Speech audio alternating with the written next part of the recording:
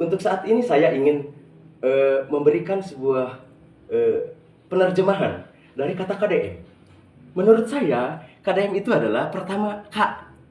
K itu berarti bahwa kebohongan atau kepalsuan. D-nya adalah dikemas. M-nya manis.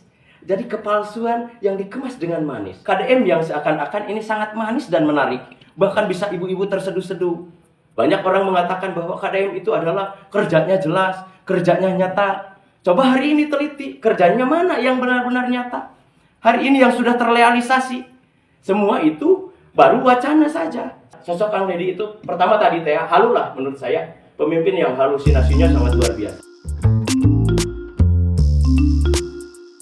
Halo, jumpa lagi bersama saya Gusti Rival di Val FM. Pada reaction hari ini saya tuh pengen reaction ada Mas Ustadz dari Tasikmalaya katanya. Tapi kayaknya videonya udah lama sih sebenarnya ini viral di media sosial. Tapi saya akan bantu, mudah-mudahan ini bisa sampai ke seluruhnya masyarakat Jawa Barat yang menyaksikan ini. Yang belum menyaksikan berarti kan nanti bisa menyaksikan gitu lewat video yang ini. Mari kita simak seperti apa sih Pak Ustadz ini ketika mengomentari Kang Deddy Mulyadi, mengkritikkah atau hanya sindirankah ataukah memberi pemahaman atau apa? Mari kita simak bersama.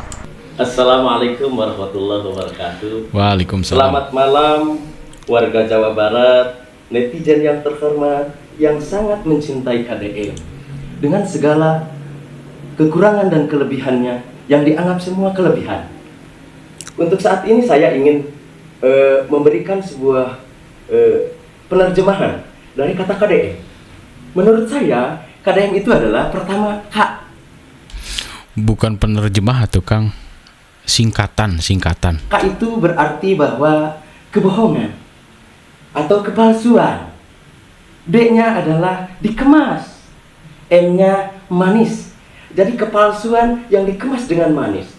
Yang akhirnya warga Jawa Barat ini semuanya terbuai dengan tontonan yang sangat menarik dan bahkan mengharukan. Sampai bisa menangis, bisa bersedih, yang melihatnya sampai bisa mencucurkan air mata karena saking cintanya pada KDM. Dan itu menurut saya tidak harus seperti itu. Kalau kagum itu boleh, warga netizen itu kan sering terkagum-kagum.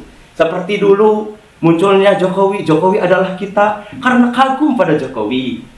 Muncul pemimpin baru di Jawa Barat, Kang Ridwan Kamil. Seakan-akan sisakan, kata ibu-ibu, satu untuk saya seperti Ridwan Kamil. Dan hari ini muncul KDM yang seakan-akan ini sangat manis dan menarik. Bahkan bisa ibu-ibu terseduh-seduh. Banyak orang mengatakan bahwa KDM itu adalah kerjanya jelas, kerjanya nyata.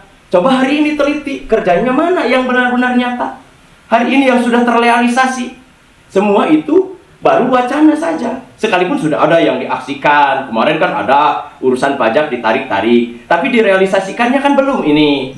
Nanti pemborongnya siapa, kemudian ada komitmen enggak dengan pemborong.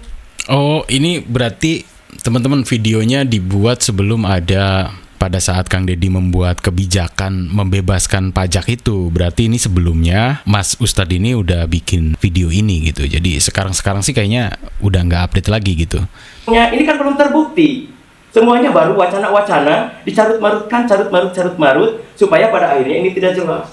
Yang saya mencengangkan ini, kita jangan kecolongan loh. Dengan keluguan, kemanisan, kemanja-manjaan yang notabene sama istri juga di... Nggak boleh Kang. Gugat cerai itu. Tuh, nggak boleh Kang, nggak boleh.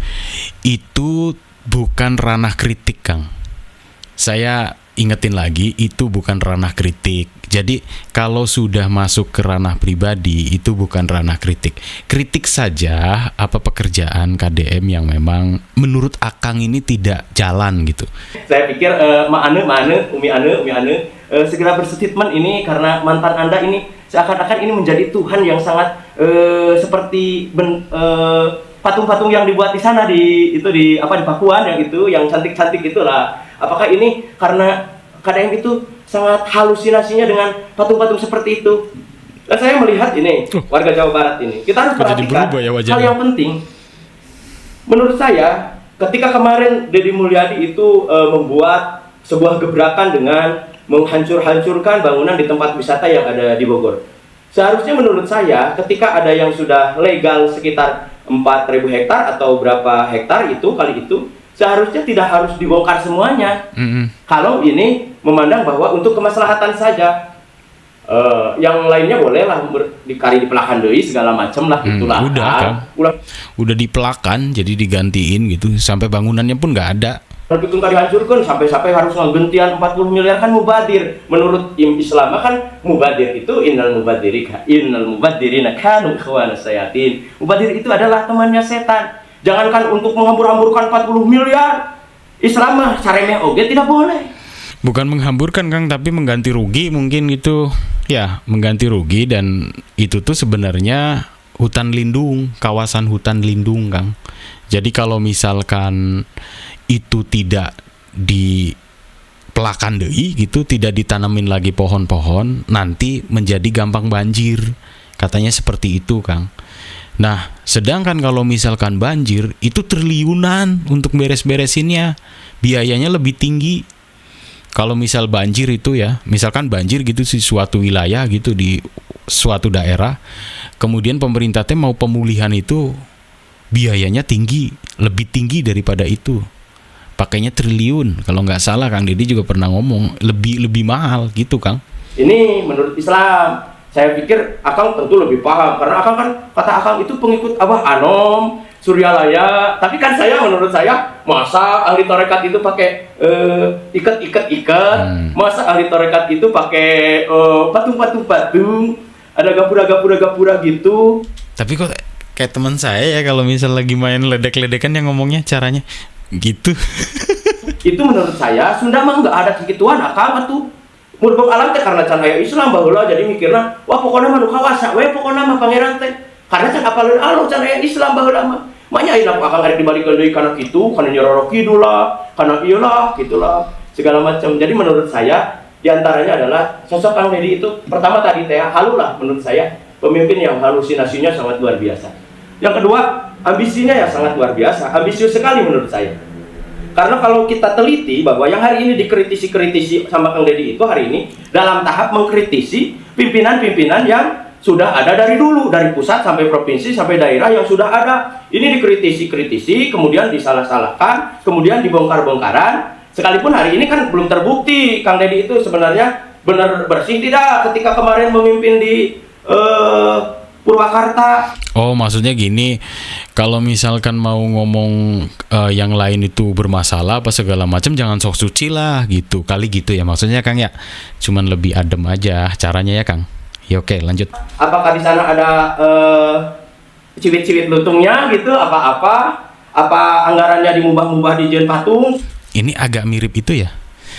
Agak mirip omongannya para elit politik ya, teman-teman. Ya udahlah, nggak apa-apa, kita lanjut lagi ya. Sama Dijen Gapura. Kemudian yang lainnya adalah tadi menurut saya adalah dendam lah. Tidak harus dendam begitu pada pemimpin-pemimpin yang sudah Akang kalau membangun. Kemudian saya sering melihat Akang statement bahwa bohonglah orang yang beragama, lamun tema teu nyaah fakir miskin, teu nyaah anak yatim, bohong. Itu seakan-akan orang lain nggak ada yang mempedulikan anak yatim, mempedulikan fakir miskin, seakan-akan hanya Akang saja. Sedangkan konsep Islam itu tidak seperti itu Kang. Lamun nyeun kaalusan nu katuhu, mere nu katuhu, nu kencangge kuduna ulah apa. Nah ini kan Akang mah YouTubers. Jadi ditonton supaya indah. Jadi seakan-akan Akang hungkul nu bager teh batur ge padahal mah bager gitu loh Kang. Tidak, jangan begitulah. Nggak apa-apa lah teman-teman lah, kalau memang teman-teman itu YouTuber atau juga konten kreator, kalau memang mau baik ke orang, nggak apa-apa lah di kamera juga lah, daripada nggak ada sama sekali. Udah, kalau saya sih gitu, udah nggak apa-apa di kamera juga. Ya memang orang baik di sana banyak yang nggak mau disebutin namanya, bahkan nggak mau di kamera, nggak mau di foto. Tapi pada akhirnya ya kita juga sering melihat banyak juga yang butuh bantuan. Sebenarnya kalau menjadi pemimpin itu, saya pikir saya makan rakyat. Akang atuh pemimpin mah harus lebih elegan atuh. Ulah bakal ngomong-ngomong hari ini kalau tema dibicarakan saja bari prakna mah encan pati katingali dah hari ini nu karasa jelas sama acan. Misalnya Akang hari ini ketika makan gratis tidak jelas, misalnya teh sama Akang Jawa Barat mah tidak akan makan gratis. Karena budakna lamun 5 ukur hiji nu makan gratisna, berarti nu 5 nah teu pati maslahat lah, madarat cek Akang teh misalnya teh. Saya akan angkat jempol Akang keren gitu loh. Karena Akang pernah mengatakan, saya dalam video Akang juga mengatakan bahwa ini yang tidak suka sama saya itu adalah pejabat-pejabat di atas. Yang mencintai saya adalah warga Jawa Barat. Saya warga Jawa Barat, Akang. Belum begitu cinta ke Akang teh, karena belum terasa sama saya mah. Kok ada bahasa belum terasa sama saya mah? Maksudnya apakah pemerintahan zaman waktu itu mah merek kasih Akang iya apa kumahanya? Cek lanjut Hanya lagi. baru ditontonan saja, seakan-akan Akang teh peduli fakir miskin, peduli anak yatim, peduli kan ini, bahkan kok Akang kan dirangkulan ini oke. Pamajikan batu dirangkulan, oke kan gitu di kalengan gitu, maksudnya itu dirangkulan mah di kalengan, Akang kan gitu. Ini sebuah hal yang Mungkin ini kan kemungkinan dan boleh saya berpendapat lah ya. Kemungkinan si Mas Ustadz ini atau Kang Ustadz ini waktu zaman kepemimpinan yang sebelumnya atau sebelumnya lagi, ini masih kemungkinan ya, nggak tahu ya. Ini kan hanya pendapat aja gitu, berpendapat bahwa apakah sebenarnya kalau waktu itu mah dicukupin gitu, pas Kang Deddy mah ente gitu. Dari bahasanya sih kelihatan seperti tadi kiriman gitu, kayaknya gitu ya. saya pikir kontradiksi dengan didikan agama. Terutama saya melihat ini satu yang penting. Saya melihat di berita itu ada beritanya bahwa Akang itu menginstruksikan bahwa warga Jawa Barat kudu daek vasektomi. Berarti ulah boga budak. Lamun ngalawan ulah budak, ku Allah dianjurkan supaya boga budak. Panggil Rasul dianjurkan supaya boga budak. Akang hari ini minta vasektomi seakan-akan menganjurkan bahwa ulah boga budak. Oke, jadi inilah tepatnya teman-teman kalau misal baca berita atau juga melihat berita itu tidak boleh sepotong-sepotong itu ini.